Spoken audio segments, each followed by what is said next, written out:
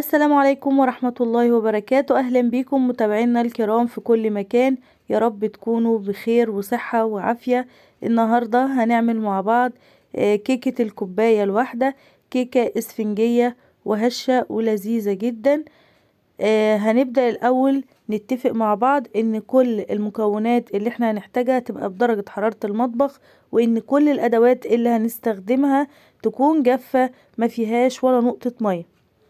هنجيب بولة العجن وهنحط فيها 4 حبات من البيض، وهشغل المضرب بتاعي على اعلى سرعة، وهفضل اخفق في البيض لغاية ما حجمه يزيد ولونه يبقى افتح من لونه الحالي. هتبصوا تلاقوا مع كل مرة اللون بيبقى افتح من المرة اللي قبلها. هنضرب البيض بتاع 6 دقايق متواصل من غير اي توقف.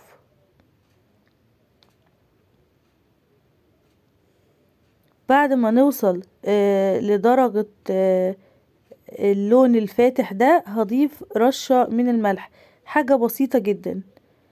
وابني قرر يساعدني في عمل الكيك ده، فهتلاقوني انا وابني كل شوية بناخد المضرب من بعض. وهضيف كيسين من الفانيليا علشان يديني طعم حلو وريحة حلوة في الكيك بتاعنا. وهضيف كوباية من السكر، الكوباية دي اللي هستخدمها في اضافة كل المكونات.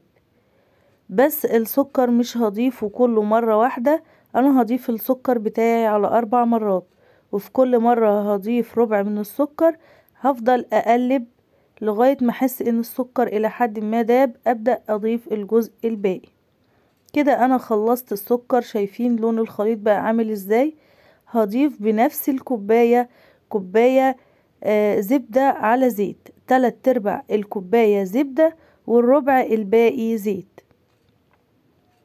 بعدين بنفس الكوباية هضيف كوباية من الحليب بدرجة حرارة المطبخ، وهضيف معلقة كبيرة من الخل. كل ما نحط مكون نقلب ونخلط المكون شوية قبل ما نضيف المكون اللي بعده. خلاص كده احنا خلطنا كل المكونات والسكر داب.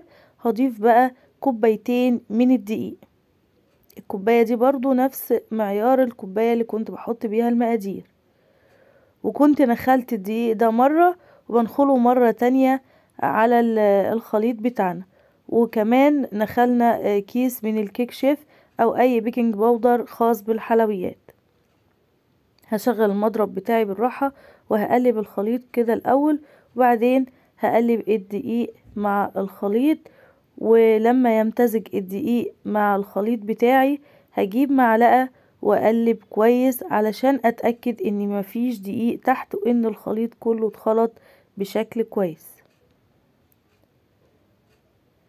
مفيش داعي للتقليب كتير، والصينية بتاعتي انا مجهزاها قبل ما ابدأ اشتغل في خليط الكيك، ودهناها بالزبدة ومبطناها بالدقيق.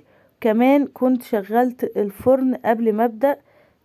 هحط الخليط كده في الصينية بتاعتي، وهخبط الصينية خبطتين 3 علشان نفرغ الهواء اللي في الكيك. وهاخد الصينية بتاعتي احطها في فرن مسخن مسبقا على درجة حرارة 170 رف اوسط، هتاخد من 30 ل35 دقيقة. وبعدها بنطلع الصينية، وبيبقى ده شكل الكيك بتاعنا. بنبقى محضرين ربع كوباية من الحليب برضو بدرجة حرارة المطبخ بدون اي اضافات عليه، علشان دي كيك فانيليا. لو عايزة تحطي معلقة عسل نحل ممكن تضيفي، عايزة تحطي معلقة شربات بتاع الحلويات يكون تقيل ممكن تضيفي، انما الحليب لوحده برضو كافي. ده بيساعد الكيك ان هي تحافظ على نفسها وتبقى طرية وتبقى هشة طول الوقت، حتى لو بردت وقعدت عندك كام يوم.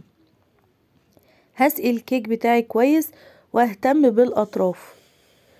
والكيك احنا ما طلعناهوش من الفرن مباشرة اول ما خلص، احنا بنفتح الفرن بتاع البوتاجاز وبنسيب الباب مفتوح لغاية ما الحرارة بتاعة الفرن تهدى شوية، وبعدين بنطلع الكيك بتاعنا.